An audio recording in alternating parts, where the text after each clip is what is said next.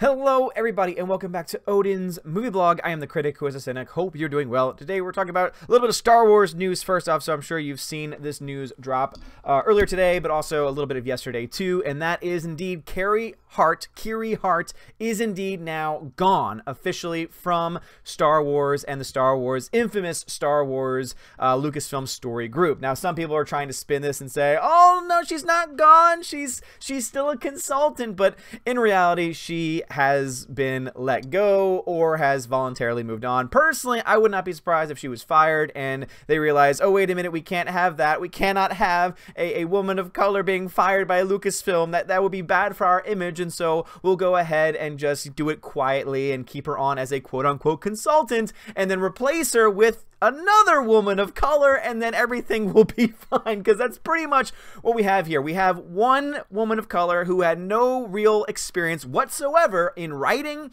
in story production, anything, who was put in charge of and was a founding member of the infamous story group that destroyed Star Wars canon and did so many other things with the movies, and also with, you know, making various novels, various EU novels non-canon anymore, and just the amazing work that they did over there.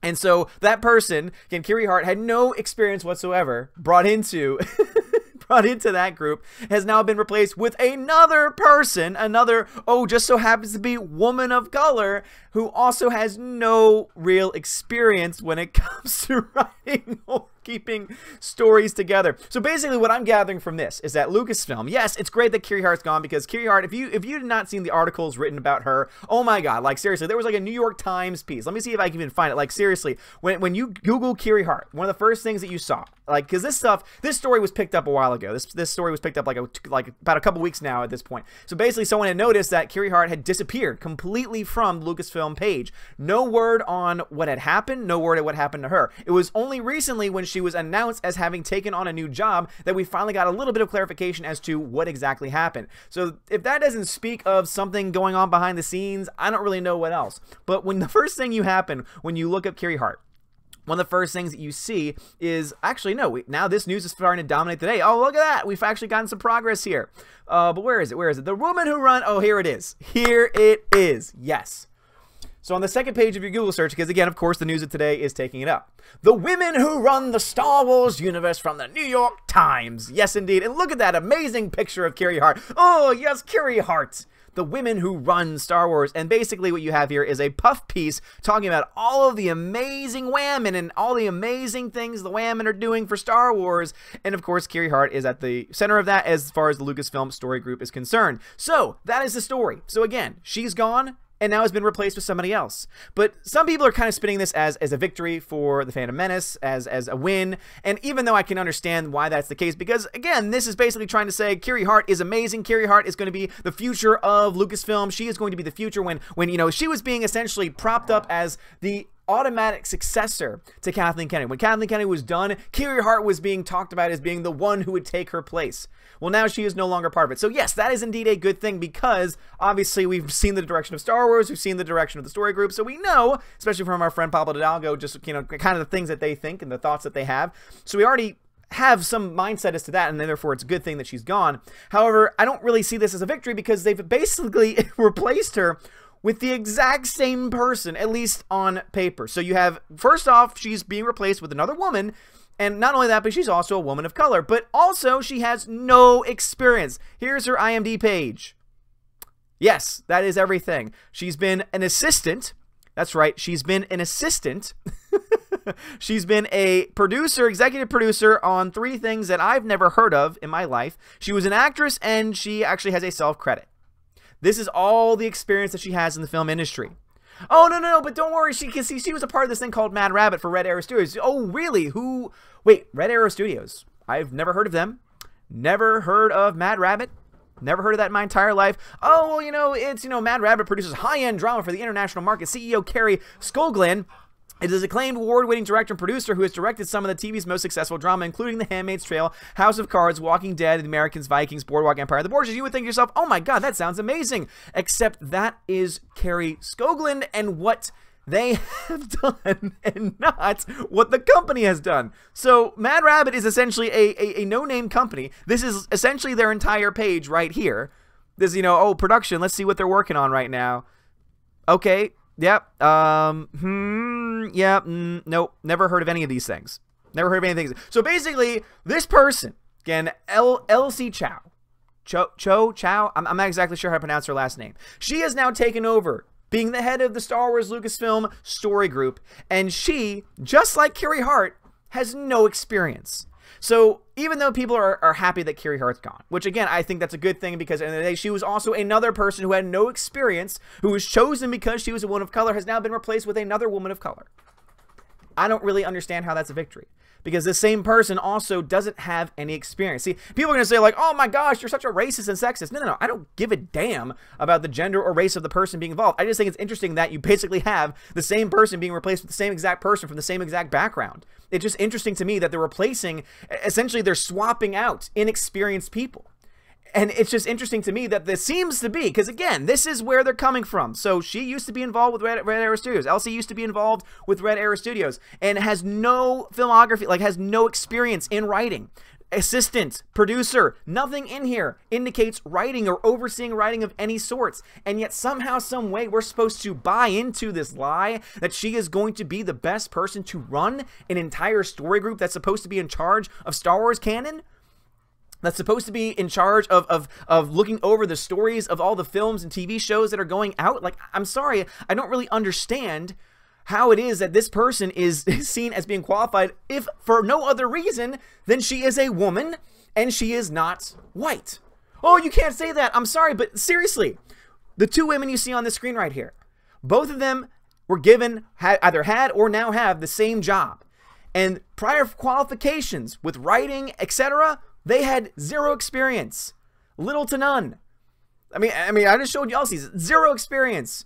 Kiri Hart maybe had like one credit writing. I don't even remember with Kiri Hart. In fact, let's look up Kiri Hart. Let's see what experience that she had, just to kind of make this point out. Oh, why is it that you weren't ready? Why is it that you're starting to do these things now? It's because I want to give you my honest opinion. I want to give you my honest thoughts. Oh, but look at Star Wars. She has all that Star Wars credit. Yeah, but look at that. If you don't have Star Wars, you have what? Phineas and Ferb, special thanks. Okay. Crossing Jordan. Okay, here it is. So she wrote an episode of Crossing Jordan, an episode of 1-800-Missing, and let's see. And she was a producer. And this was again after she had been picked up by Lucasfilm and Disney.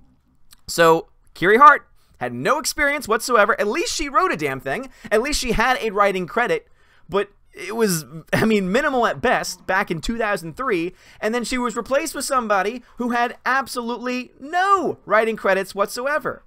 See, this is what's wrong with the current state of Lucasfilm. Lucasfilm is worried so much more about the identity politics. They're so much more interested in the narrative around their company. Oh, we have a strong female who is the president of Lucasfilm, even though she has no idea what she's doing, even though she's not qualified to be the head of Lucasfilm. You can't say that. What is your evidence? Well, the fact that you have 3 movies in a trilogy that don't work together. Oh, well, the third one hasn't come out, so you can't say that. If the middle movie in a trilogy takes everything from the first film and says, screw you, the third film can only do so much to really take that, unless they retcon. Unless the third film says, oh, no, the second film, so many things in there, they aren't accurate, so we're going to go ahead and retcon. We're just going to change the story. Unless they do that, which they're not going to do, then at the very best they can say, oh, look, remember those 2 things or 3 things that, you know, that Rian Johnson didn't destroy? Look, we're going to bring them back, and it's going to be awesome, and it's going to be great. But that's, I mean, I'm sorry, like, if that's what we're supposed to be excited about here, it doesn't make any sense. So basically what we're left with is this just terrible situation. And again, I think that people looking at this as a victory, I think that you have a reason to think that, but only for a second. Because when you realize and recognize that she's being replaced with someone with the same background, with even less writing experience or writing credits, someone who is even less qualified, if you would like to say it that way, who is even less qualified than Kiri Hart was to be the head of a story group, to be the head of a group that's supposed to focus on the writing of stories and of what is connecting these stories all together into the one single thread of the Star Wars universe. The fact that you're not seeing any real change, in fact, it might actually be getting worse as far as qualifications go, and the fact that these hires are obviously not being done based on experience or credibility, but rather just on, again, I don't know what else they would be hired for other than their race and their gender. If someone can provide me information as to why she got hired and why she's the perfect person for the job, please give it to me. I would love to read it. I would love to see it. But until then, all we're left with is just the visuals, which I think is what Lucasfilm and what Disney is obsessed with at this point. They don't care about having good, good characters, good stories. They don't care about having the best of the best. They don't care about having the most qualified people. They would rather try and fit this stupid, arbitrary quota that they've set for themselves, to make themselves feel better, to make it seem like they're making part of this huge change. And this is not just a Lucasfilm problem. It's also a it's also a Disney problem overall. Again, I can't go a day now at this point without talking about Captain Marvel. However, this one's actually going to be a little bit, not as pungent. Obviously, I could talk about the terrible new trailer that was released today because it is bad. At one point, she goes, ah, and she has this face of, ah, it's like, okay, ooh, real scary, Brie. Glad that you committed. But it's actually, I want to give a commendation to Scott Mendelsohn. Captain Marvel, the realistic box office prediction. In here, he actually gives some pretty good facts. He gives previous films. He says this is probably the high end and this is probably the low end of what to expect from Captain Marvel. And he gives different reasons and examples. He uses multipliers. He does some really cool information. He gives you realistic information about how he gets to the various predictions that exist within box offices in general. And so it's very interesting, and it's actually not that terrible. I do think that his minimum is a bit high. His minimum is around $550 million. So again, the worst case scenario in his opinion is $519 million as an entire total is concerned. And that's because when we look at films that have made the least amount in the MCU in the past, 6 or 7 years, Ant-Man is the lowest with $519 million total. And then he says, well, what's the best case scenario? Well, most likely $1.34 billion. But he admits that there's no way and no chance in hell that it's going to match the Black Panther number, even though there are a lot of people out there that try to spin it that way. But he also thinks that it's not going to do as poorly as Ant-Man because the MCU has just grown so much then that it just doesn't make any sense. What he's maybe not seeing, he does say, mixed reviews, little offering, bad, some really just negative understandings of the film before going into it might affect it, and says could affect the number, in a negative way. He also still understands and it still admits to the fact that that is a possibility. It's just not likely, which is, again, matches pretty much what I have to say, which is between 450 and 650. He maybe thinks that it'll edge maybe a little bit higher. He thinks a little bit higher. He thinks that the $600 million range is probably on the lower end of his own predictions, which again, I think is fair overall. But it's actually nice to see that, Scott Mendelsohn can, when he wants to, give some facts and stay mostly objective. So kudos to you, sir. But anyway, the big story of the day, again, I don't think that anything has changed. I honestly do not see what other people are seeing here. Again, Kiri Hart being gone is a great thing. She was the one who was anointed to be the next successor to the head of Lucasfilm. She's now gone, which is a good thing, but she's just been replaced with somebody who is even less experienced. So what do y'all guys thoughts about this? Do you think that this is them showing a sign of change? Again, I think that it's a sign, having Kiri Hart, who was, again, being talked about in this way, again, the women who run the Star Wars universe, oh my goodness, the power, the tremendous power of Kiri Hart. Even though all that was being talked about, and that is a good thing to see that she's no longer in the picture, only as a consultant, whatever the hell that means. But at the end of the day, she's been replaced with someone who has less experience than her. So I don't really see this as a net positive. I see this kind of as a neutral moment. It's great that Kiri Hart's gone and it's been confirmed, but it's also bad because she's been replaced with an even worse person, at least on paper. So I would love to hear your own thoughts about this in the comments below. If you like this video, smash that like button, give me a thumbs up, give me a subscribe. You're all amazing and beautiful people. Have a wonderful day, and as always, God bless.